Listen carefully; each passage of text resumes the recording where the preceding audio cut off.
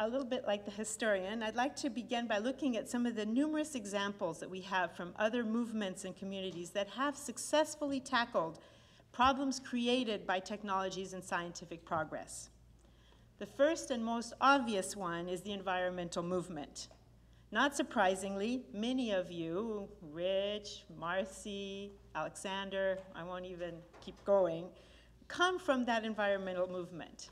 And you, perhaps best of all, recognize how many of our concerns overlap, and more to the point, how many of the possible strategies we can adopt going forward from that experience.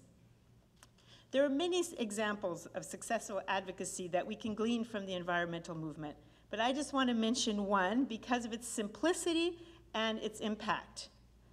Many of you in the room may be too young to remember the Don't Be a Litter Bug campaign. I remember it, I was a kid, and it was a jingle, don't be a litter bug.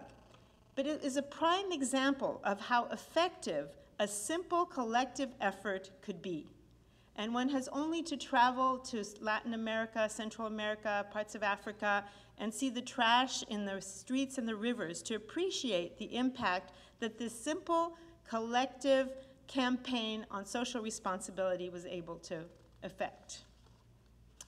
While there's clearly and is still a huge unfinished agenda with the environmental movement, witness our failure to sign the Kyoto Accord, we have come a long way since the publication of Silent Spring.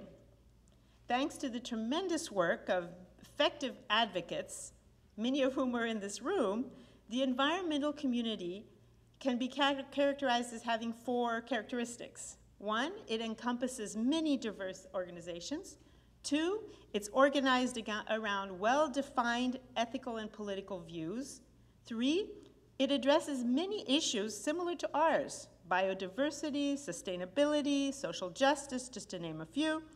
And most important, it has established itself as a powerful political and lobbying force. We should aspire to the same. The disability rights movement is another example we can draw from.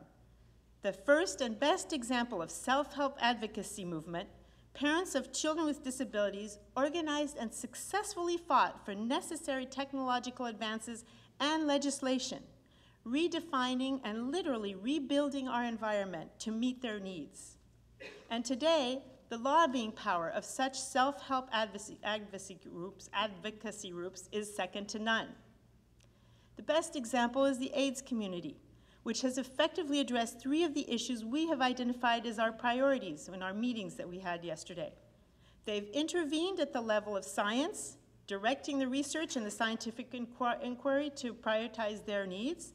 They've focused the market to address the problems of cost and lack of access to needed drugs and technologies.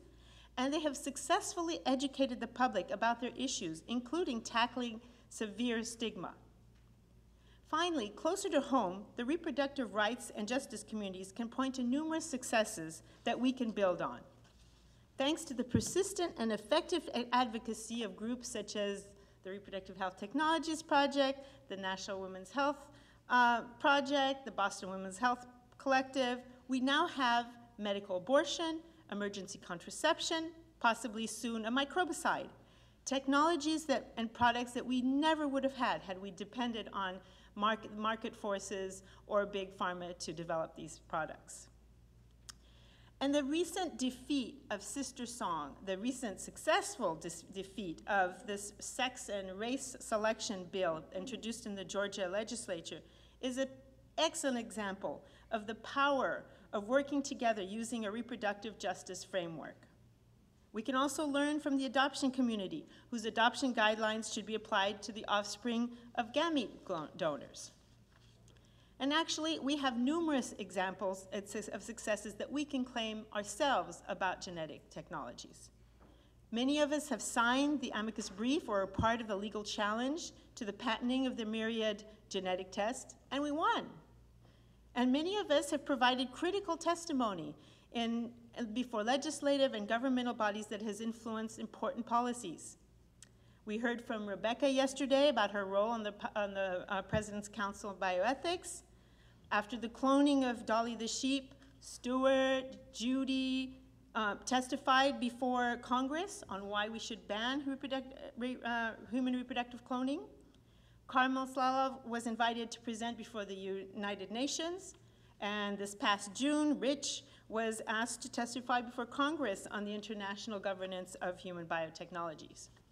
Actually, given who's in this room and the fact that we have most of the renowned experts in the field, I actually shouldn't have even begun to give you the list of how many people have testified and influenced public policy. What I can comment on is how important these individual contributions are. Radhika, where are you, Radhika? Radhika and I were talking the other day, we're reminiscing about our experience that we had serving on the California Governor Advisory Committee on Human Cloning. I'll never forget the phone call I got this one day when asking to serve as the public public member on a committee that was to advise the California legislature on whether or not the state of California should continue to ban human cloning. My response was, but I don't know anything about human cloning. Their response was, all the better. You're here to represent the public, and neither does the public. So I joined, I learned a lot about cloning, about stem cell research, and also about the process. Like Rebecca, where is Rebecca? Anyway, she may not be here anymore. Rebecca yesterday really gave us some good of what she learned. Radhika and I were dismayed by the power of the organized and funded lobbyists that were coming to present to this committee. Finally, there is the immeasurable impact of all your fabulous writing and research. Because we're on the cutting edge of addressing these challenges, we, the people here in this room, have the opportunity to frame the issues. And thanks to the many fabulous thinkers and writers, starting actually with CGF staff, frankly, we're doing just that.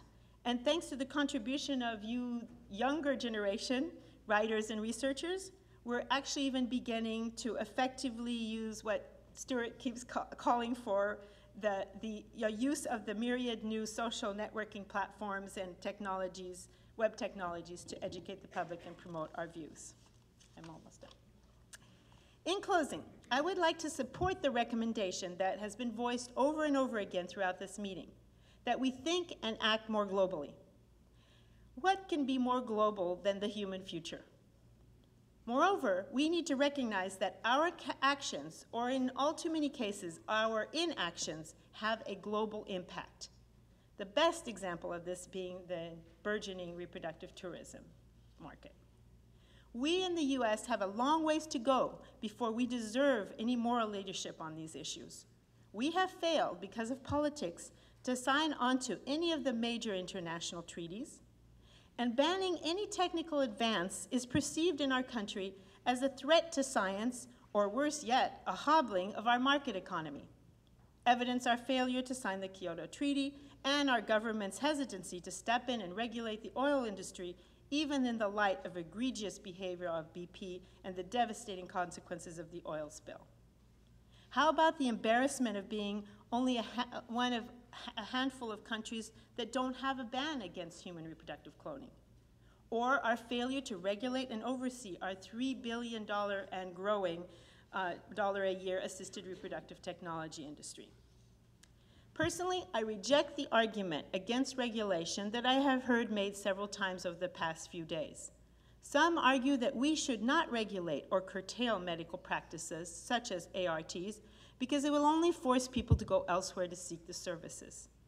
This argument was made by people on the Human Cloning Committee, as Radhika will remember very well. If you can't, what's the point of banning it in California? They'll just go to Oregon or Nevada. But I argue on the contrary. It is precisely because we are the drivers of the science and because we have the biggest and most powerful market that we need to be the ones to show responsible stewardship by enacting effective policies and regulations. So, I urge us all to move forward and to begin addressing and focusing our efforts on a few collective initiatives that will give us a couple of concrete political wins and that will magnify our individual efforts. My hope, and I believe, like you, Rich, that we will look back in 10 years' time and we will look at this meeting of Tarrytown, and hopefully we will be able to point it as the birth date of a powerful and successful movement that encompasses many organizations and unified around a couple of well-defined ethical and political views.